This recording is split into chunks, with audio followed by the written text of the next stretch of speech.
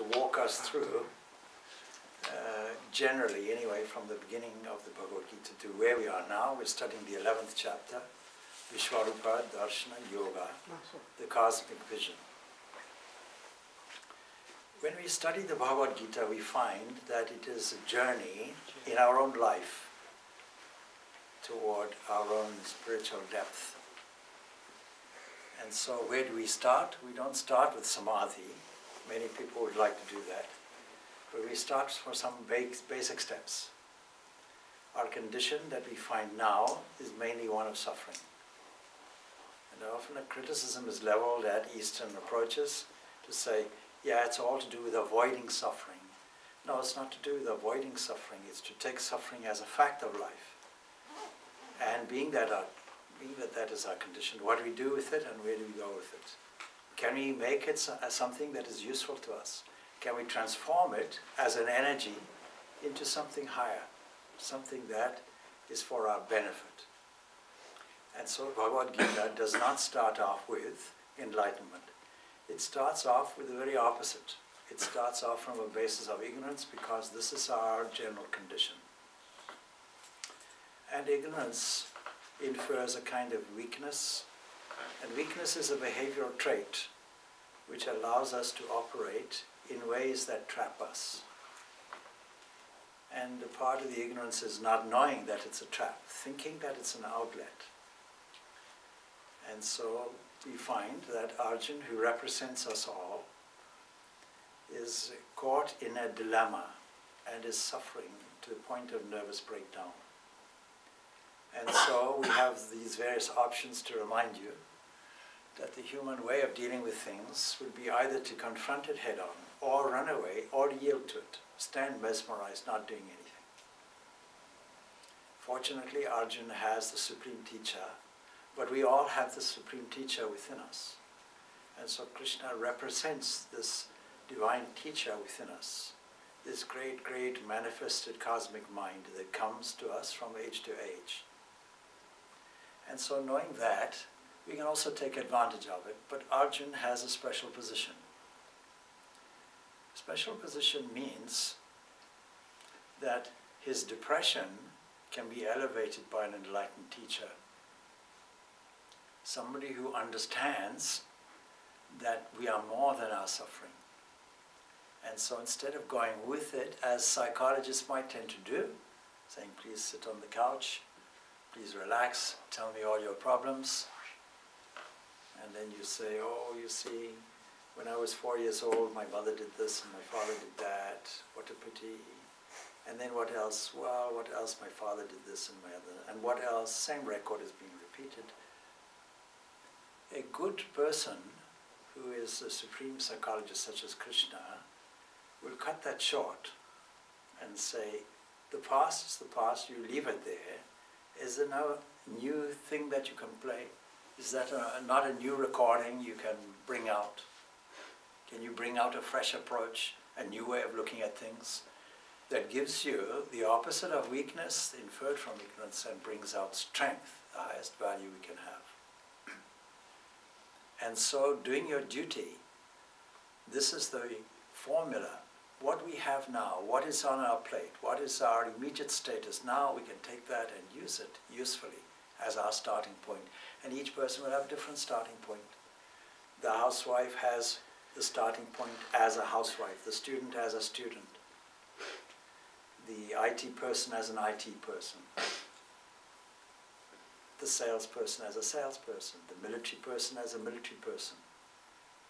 All of these are positions that we automatically find ourselves in on the basis that we are individually designed, as it were, for a particular function with individual talents and abilities. And we find this in our individuality, what is called DNA, an individual mark that is absolutely unique, not seen before we were born, not seen when after we die, and even during our lifetime, completely unique. And so we play this role in this life.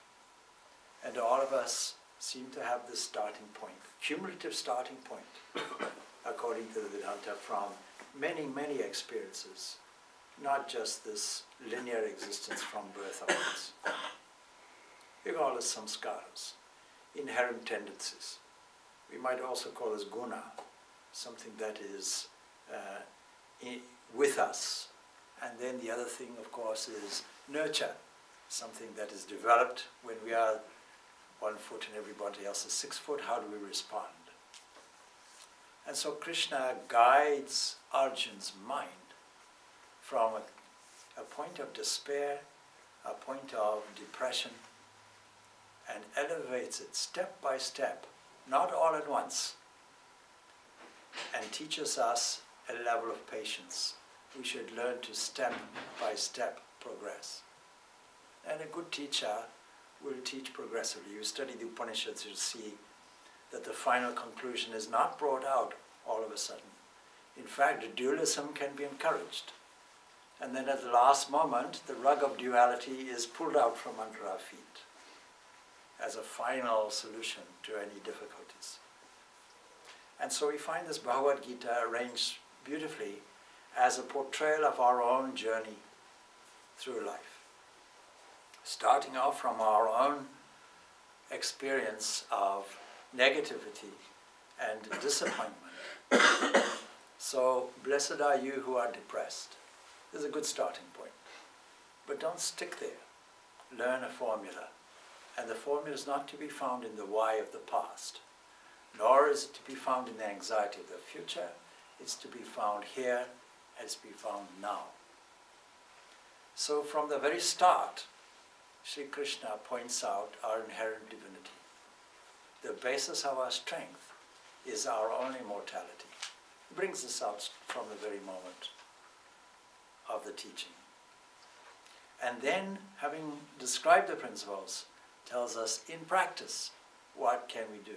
Philosophy is no good unless there's some practical application for it. And so step by step he takes us through this position, this karma yoga, what we should do. We should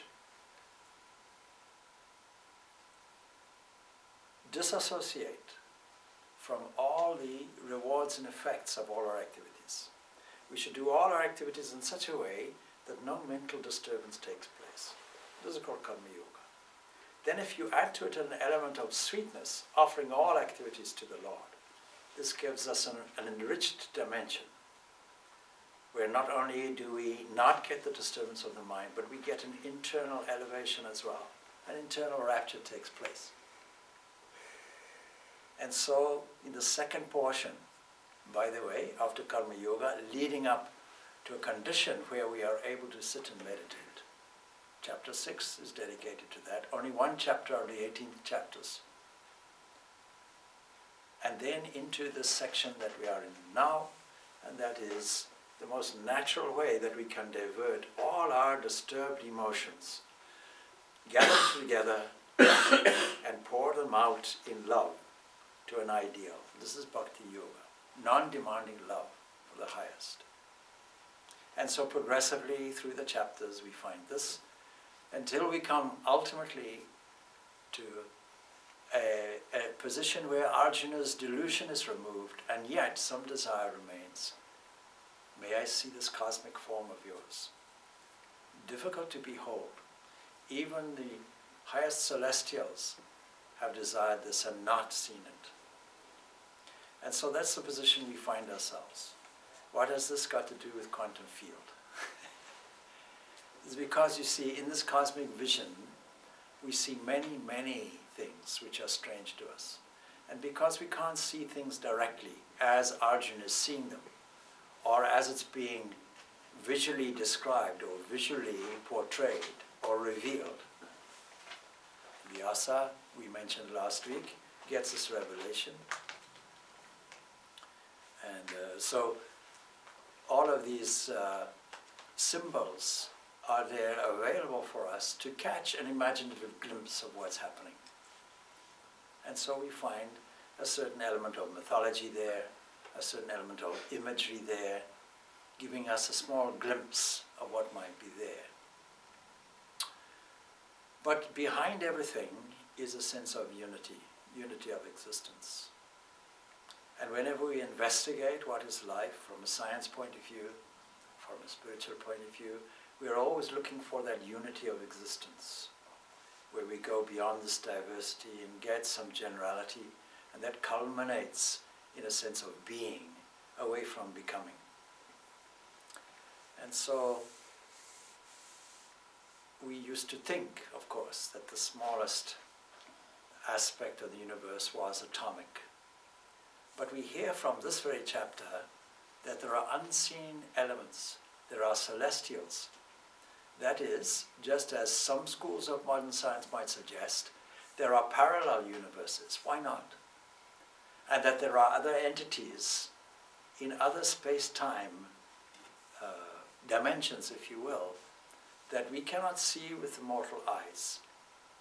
And yet, whatever is laid out in this chapter is obviously known to the listener. And yet we find these thousands and thousands of years old, stemming from the Vedas themselves. Adapted here and there, but fundamentally coming from the Vedas. So that any listener that listens to Krishna's words is familiar with these various entities, not requiring any further elaboration or elucidation on them. But we have to try and relay this now to our own understanding and to see what does this mean in the light of modern science also. That would be useful for us. The atom is not the smallest element. There was a man called Boltzmann. He suggested, you see, these ancient Greeks, they had this idea, Democritus, had this idea that there was a small entity called an atom. See? And somehow that idea went away. So when a man called Boltzmann suggested it, his science peers laughed and ridiculed him and drove him almost to the point of suicide, because he didn't have the Vedanta philosophy, and he didn't have Krishna's words, no doubt. So humiliating was it. But now, of course, we accept this atomic structure. But this acceptance of this atomic structure has only been there since the beginning of the last century. By now, by the 21st century, we now understand that there's a standard model, and this atom can now be pulled apart. Of course, we knew it once the atom bomb was exploded. And we read last week how Oppenheimer was reputed to have made a quotation, an exclamation from the Bhagavad Gita, describing this like 1,000 suns when he saw this explosion of this nuclear bomb. So as soon as the hydrogen atom is exploded, we have a thing called radiation. We know from that alone that the atom is not the smallest thing that we can think of. The smallest thing is beyond what we can think of and is represented in obscure language. And so we have these various elements of the standard model, such as electrons is the smallest element on the one side, and the smallest fraction on the other side, quarks. So even a proton is broken up into pieces. And to give you some idea, within unbelievably small area, if you will, we find an atomic structure that was thought, even in school books today, to be something like a planetary system. We know it's not like that. So we know, for example, there was somebody who came here yesterday, somebody is here already from Castle Knock. Castle Knock is about 3.5 kilometers away or so. It's about, 3-hour walk if you run. And so what is the relationship? Supposing you have a small ball like this that represents a proton. The electron is in Castle Knock somewhere. It's an enormous distance. How do you get a relationship between an excitation in Hilbert space as it's described? It doesn't mean anything to you or me. And the reason why it doesn't mean anything is because it doesn't behave like things. An electron is not a thing. And so when we look at this dance, it should inspire us in spiritual life. It should inspire us in spiritual life to understand that everything is a pulsing vibration. And that when we see this Vishwarupa, this cosmic form, we should think that all these things that are being described have their frequency and their vibration and their oscillation. And these are extremely abstract. So the sense of totality is being experienced by Arjuna. And then underneath all of this, even these subatomic particles are not the smallest. And so we have mentioned through a question about quantum field. What is the quantum field and how does this relate to us? Well, it doesn't relate to our experience to start with. Can it relate to our sense of meditation? It can, because we can reduce everything to a unity of existence. That's the quest, to bring everything down to a sense of unity. So what is the deepest or highest or most subtle generalization that we can have? It is called quantum fields. Quantum fields we can imagine in a frothy drink. But you see, if we study it carefully, it gives us some idea of what's happening. Because bubbles come and effervesce and go back into its original state. This coming and going, what we call virtual particles, is there. And all we see is the crest of a crest of a crest of a wave, and that's also called normal vision. But Arjuna is seeing something much deeper. With new eyes, with eyes that require purity, a purity of mind, and a clarity of thinking that has come from these preceding chapters of teaching. So we left off at which verse? 22? 22. Yeah, we know that because I was reminded through a question, what verse are we finishing off on? And I said 22. We hadn't commenced it yet. So the verse goes something like this. Rudra Titya Vasavo Yecha Sadhya Vishveshvino Marutascha Smapascha Gandharva Yakshashura Sita Sangha Vikshante Tam Vishmitaschai Vasare Rudra Aditya, the Rudras, the Adityas. In a preceding talk, we understood what these Rudras were. This goes way back to the Vedas. And of course, some adaptation has gone on the way. Etymologically, we're not sure where this arises from, but we can get the general sense. Something that is roaring, and something that is red, something that seems to be violent. Now this whole universe has a certain violence to it, and we have to accept it. We find it is like tusks being put out. And ultimately, we'll find that the benign, beneficent Lord of the universe, whose form we love so much, we have to understand has a cosmic form, within which we find all of these various chaotic things. We find birth and we find death. We find goodness and we find evil.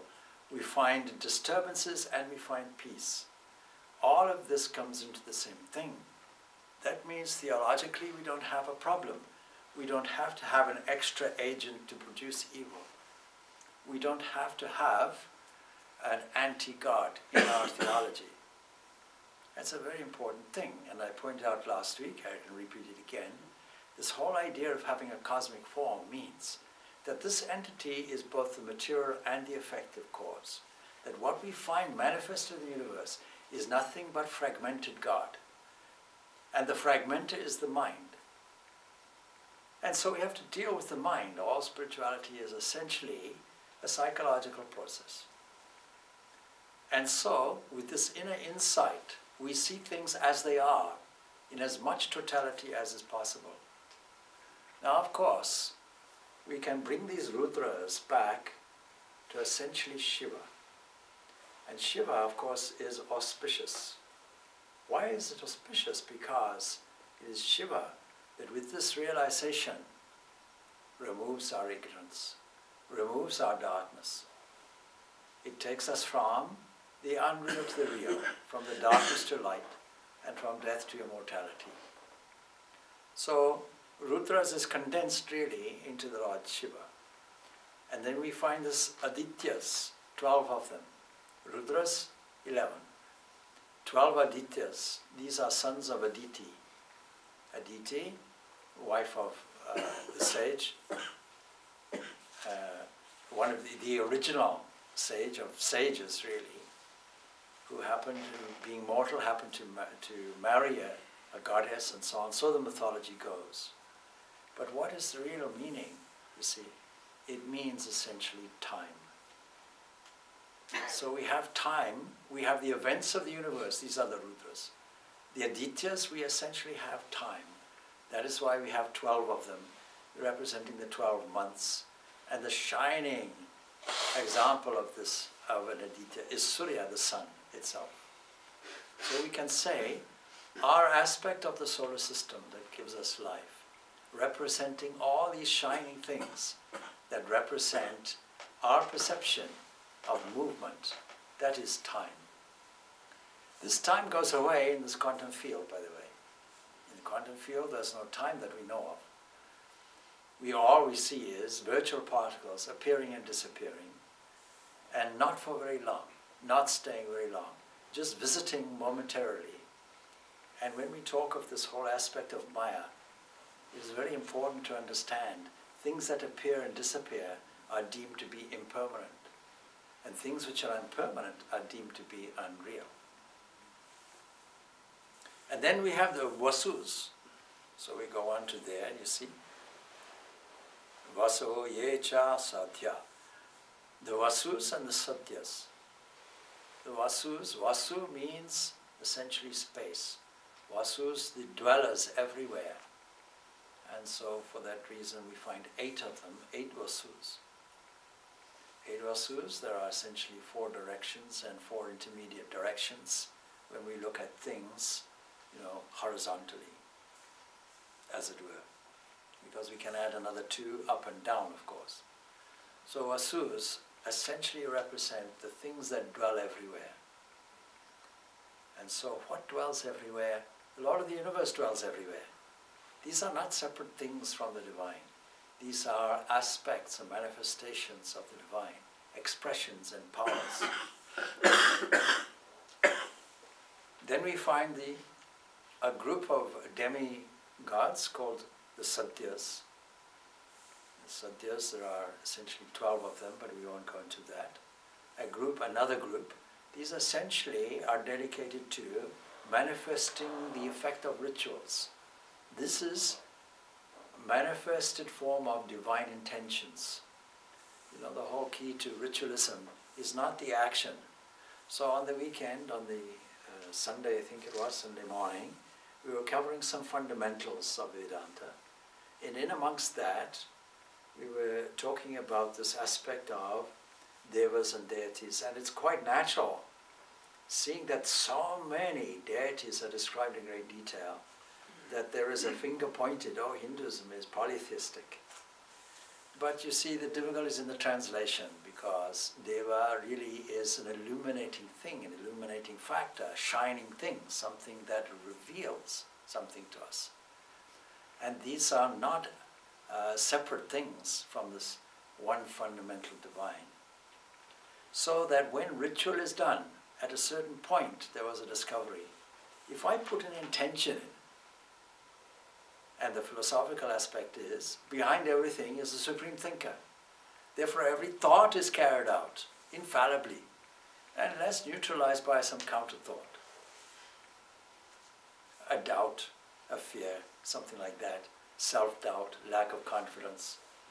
Then we neutralize it because we change our mind, like ordering food from a restaurant, you see. And so we go to the restaurant and the waiter comes along and he says, "What would you like to eat?" And we say, "Food, please." All right, but what kind of food? Did you look at the menu, you see? So if you're not detailed with your intention, it doesn't carry through. And so we have a divine capacity to visualize creatively whatever we want and describe it verbally, give linguistic expression to it. And so all the secret of all these, secret as it were, of all this ritualistic portion of the Vedas, this karma kanda, is to put in an intention embodied in a mantra and accompany it by a physical action. And that manipulates the devas. The devas are therefore not in charge. We are in charge of the devas at that point. Thus controlling, says Vivekananda in his famous encapsulated statement. He says that each soul is potentially divine and so on. The goal is to manifest this from within. And then he says, thus controlling nature, internal and external. How do we control things externally? And of course the idea was externally, here and hereafter also. There's also another external. So the satyas essentially are the embodiment of carrying through the intentions, the rituals, the prayers, and so on and so forth. And then we have Vishwas. Vishwas, in case we missed anybody, the Vishwa Devas are there. That is, all the other deities are there. And the Ashwins, we find this in many cultures. Castor and Pollux are the example of these twins that go forward. And so it expresses to us a certain duality. Let us talk about quantum fields. What appears in quantum fields is always dual. Every electron has its positron. Every plus has its minus. Every plus charge has its corresponding minus charge. And through the miracle of Maya, what we find is the sun. How so? Because the sun has hydrogen. Hydrogen converted into helium. But how does hydrogen and hydrogen join? They both have the same charges. And so this is what one science calls quantum tunneling. And then what you get is this fusion, and we get the sun's beams coming to us through the miracle of just a probability, if you want to call it like that. And so when we're talking of quantum fields, we're really talking of a hazy area of indeterminism.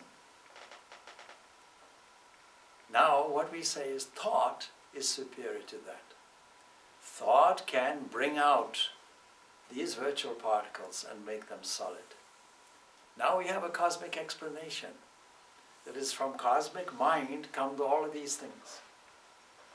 Cosmic mind draws this raw material that we call agasha, or energetically prana. And through combination, recombination, we have this material world. But it is all God's play. His play of waves, His play of particles popping in, popping out. Science itself is demonstrating this for us. What a wonderful thing. And then we have the Maruts. These are storm deities. Some put them in the classification of the Rudras also. And we find, yes, today was a windy day. Yeah? And so, yes, things are not always calm. We have to have this. In Cape Town, Maharaj is familiar, yeah? In Cape Town, we have something called a Cape Doctor. Winds come and clear the whole air out. It's wonderful. And so, don't be distressed if you have coughs and colds. It's a way of clearing things up. See? Allow it to happen. Even in meditation today, we had some peculiar mantras being chanted and so on. So wonderful sound effects just to assist us in our meditation. So that's all fine. It's all God's play. All right. And then we have, of course, the Ushmapas, that is the Pitris, that is the ancestral spirits.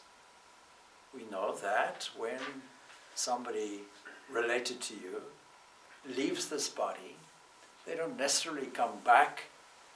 Critics of Hinduism, Buddhism, etc. ridicule this whole idea of transmigration, reincarnation, etc. and say, oh, you see, they leave this world as a human and come back as a cockroach. Imagine that. No, not exactly like that. There are realms that we go to. And this is described in detail, although we don't understand what the symbolism of it is, that we go through various areas of light, and we have entities that assist us on the other side. All of these things are described. And I suppose we'll only know when we're there, when it happens.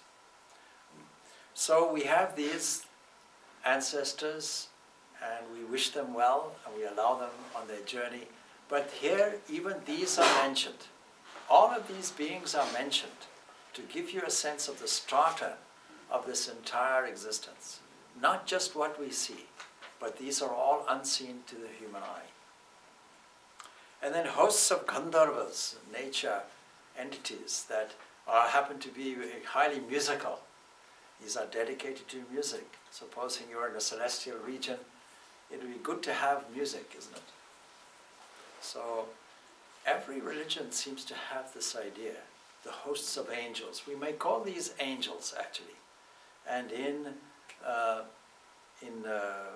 Middle Ages of this current era, we find art describing angels with trumpets, angels with harps. It's become conventional. You see, when you leave this body and go to heaven, you're issued with this musical instrument. And somehow you automatically know how to play it, and they give you a dedicated cloud. All these kinds of poetic images are used. But in all seriousness, what would it be? What would it be philosophically? It would be all these wonderful vibrations. Because what is music? You take a stringed instrument and you pluck it. Even if you use the proportional law, that is, you take a string and you cut it in half, or you restrict it, half of it, then what you find is a different tone coming. And then you restrict it in another area, you find a different tone. Same string.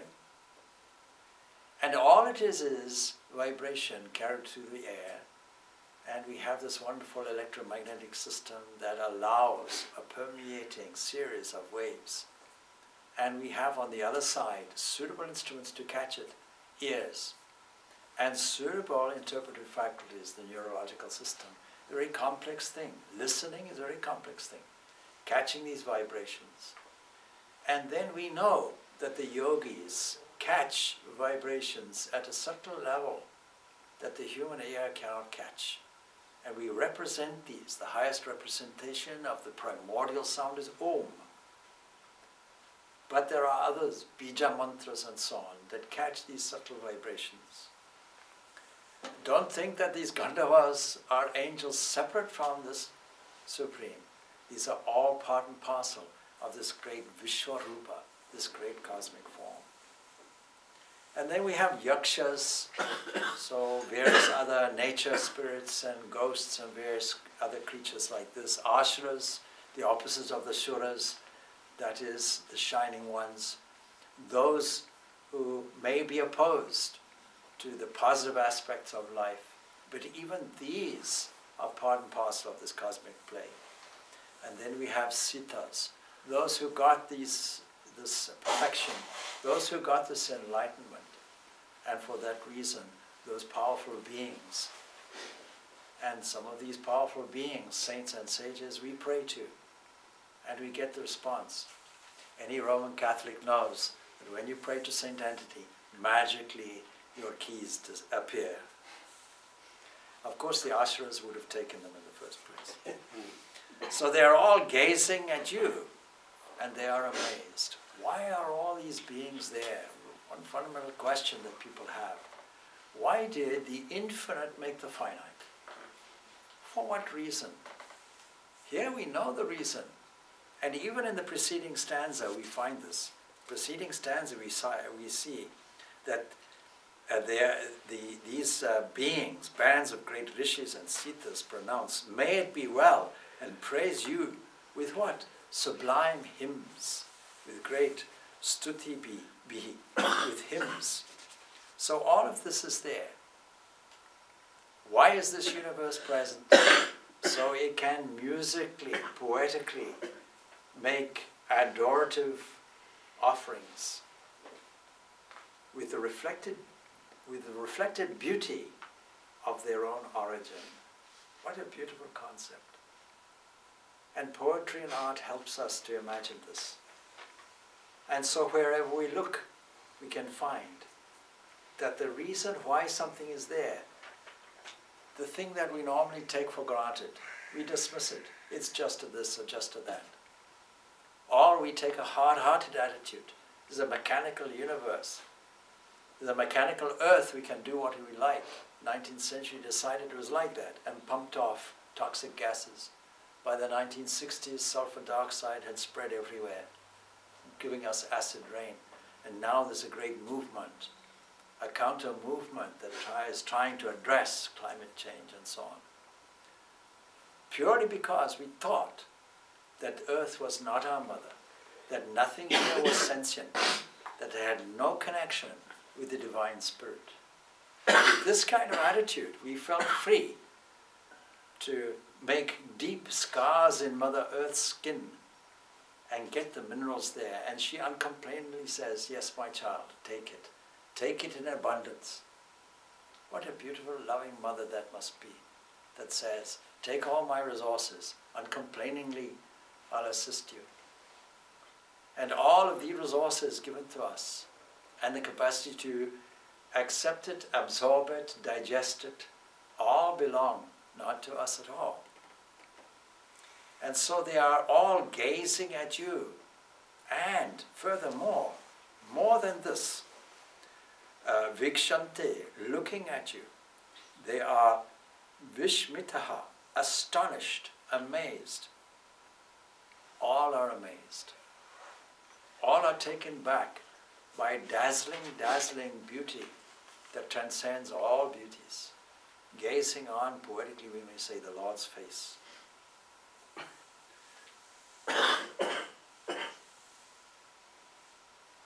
So, even the celestials are not able to gauge this cosmic form of Ishvara in its entirety. Some aspects of it come within their purview and drive them into bewilderment. Then we have this next stanza.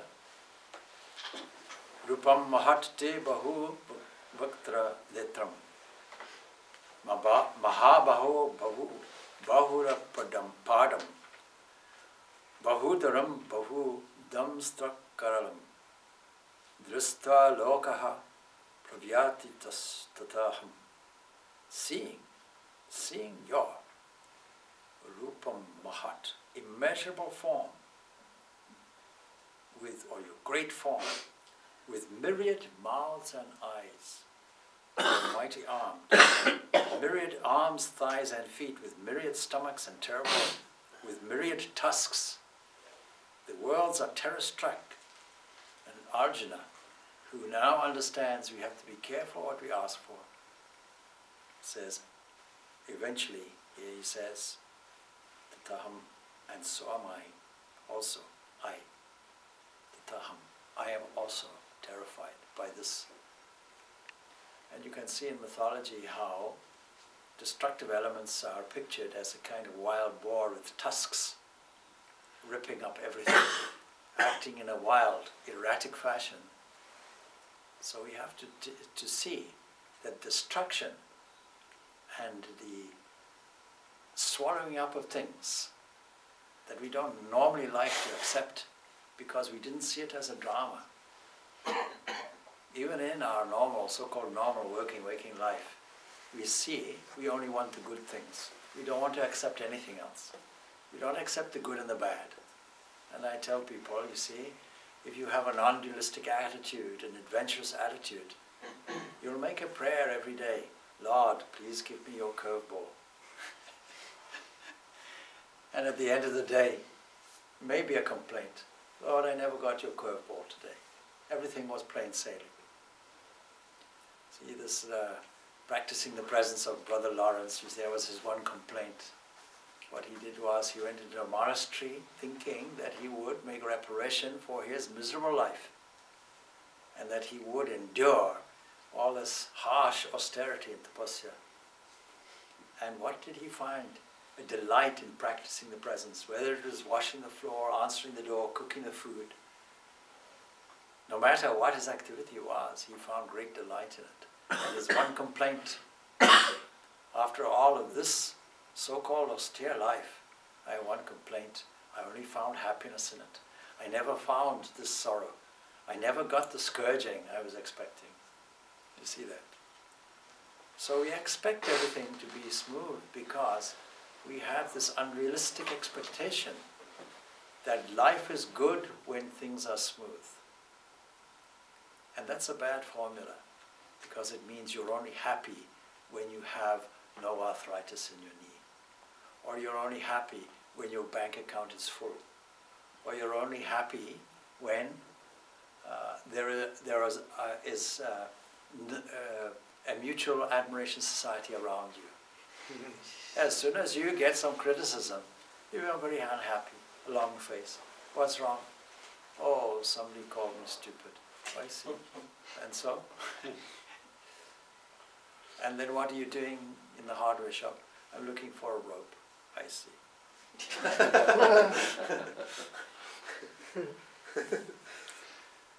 Immeasurable form. We've mentioned this before, but the 1,000 eye, of course, with myriad eyes, been described as 1,000. In great detail, we see now myriad, even beyond any kind of measurement. Myriad mouths and eyes. And last week we mentioned how black holes in the center of universes are described as devouring mouths, with swirling bodies of gas and stars waiting their fate, circulating and circulating and circulating and often disappearing. We find the tail end, going into the oblivion of, who knows, an unknown abyss where certain radiation comes out, no doubt. Hawking radiation is called. But still, from the point of view of the entity being swallowed, I hope it made its will, because it's going to disappear forever. So, we find these things. We find galaxies, bombarding galaxies. One of the great evidences, I think it was 2016, one of the great scientific discoveries, was a validation of general relativity. That is, that this predicted gravitational waves. And two great black holes collided. This was many, many light years away. And sophisticated instrumentation, so sensitive that it caught the minutest tremor of the wave. And what a wonderful, marvelous landmark of discovery, validating this warp of space-time that Einstein mapped out as a proposition. We find it validated. And so this collision is taking place. The violence is taking place. Our own Milky Way is on a collision course with the Andromeda. You won't be around to see it. But nevertheless, it's there. So the nature of life is like this. It's ups and downs. And the nature of life and how it works is on the principle of frustration. So we shouldn't complain. Myriad arms, thighs and feet, we can just imagine only a glimpse of it. Myriad stomachs, things being digested. Everything is described as food. When we take, you see, some of the questions from the Prashna Upanishad, everything is described, matter itself is described as food because it gets consumed. But not consumed permanently, it's simply transformed. When you take pasta yesterday, of which, as you know, I am completely, have a great penchant for, so it's rumored. So you take that, it's no longer pasta after a while, it becomes blood and tissue and muscle.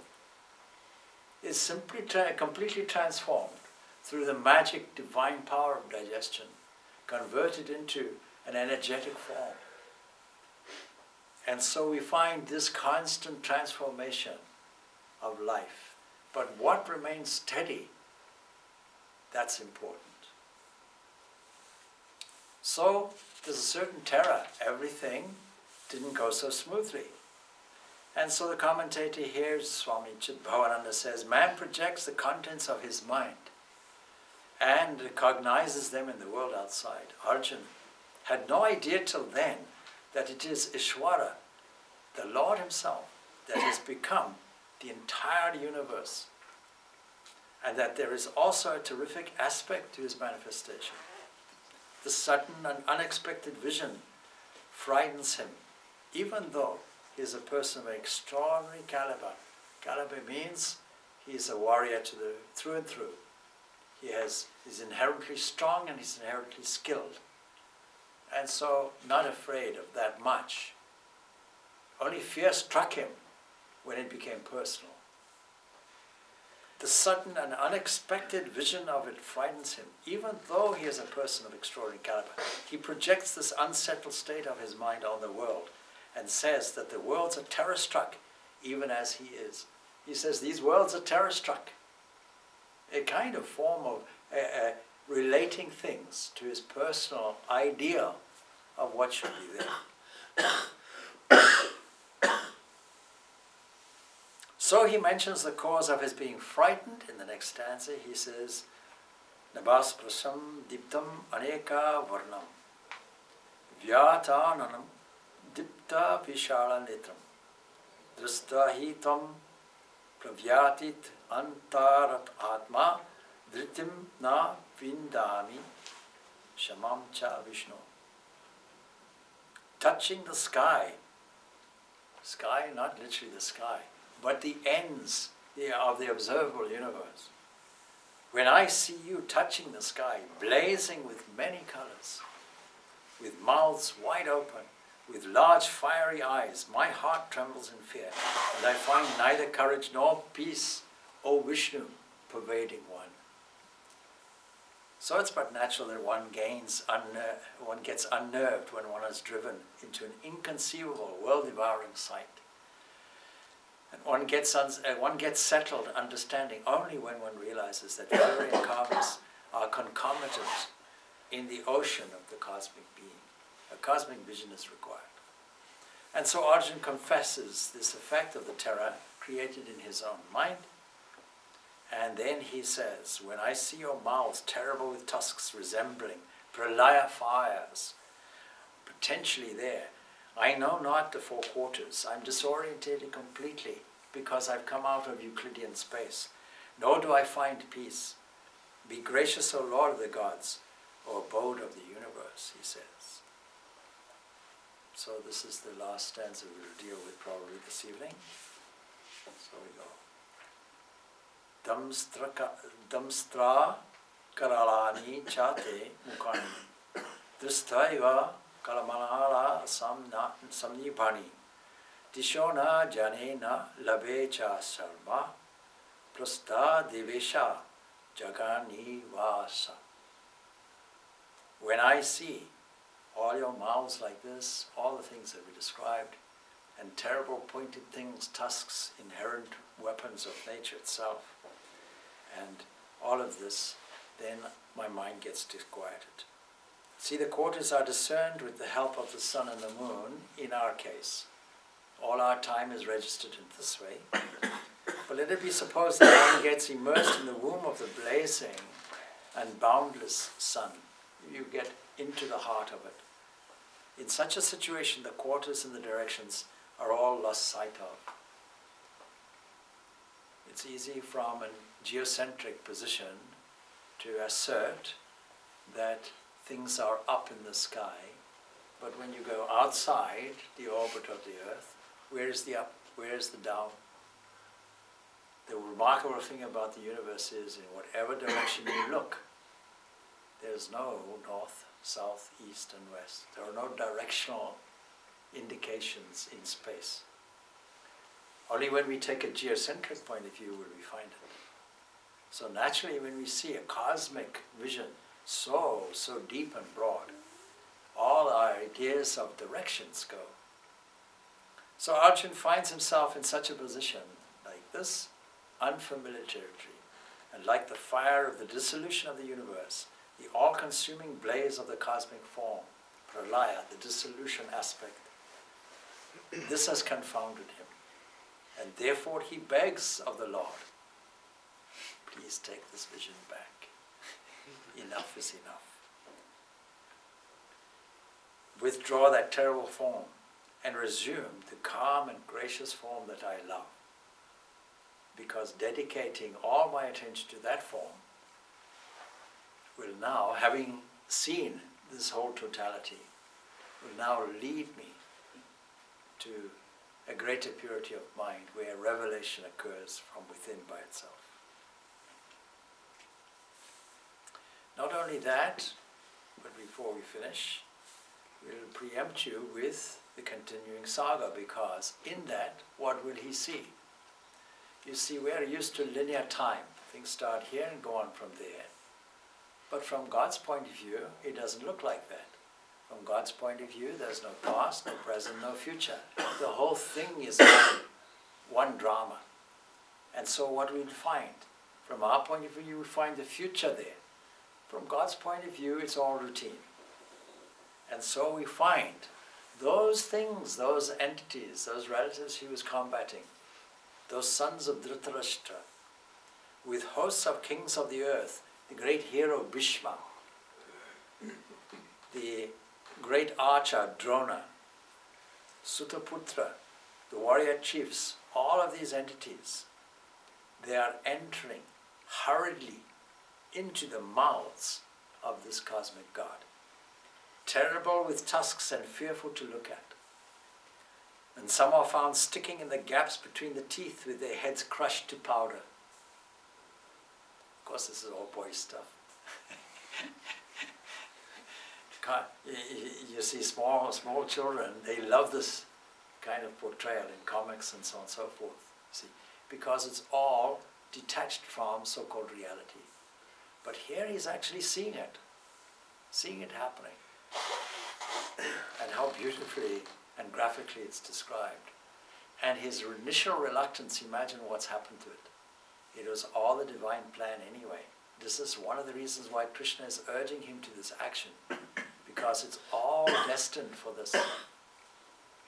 All these heads so noble are destined for the cosmic crusher.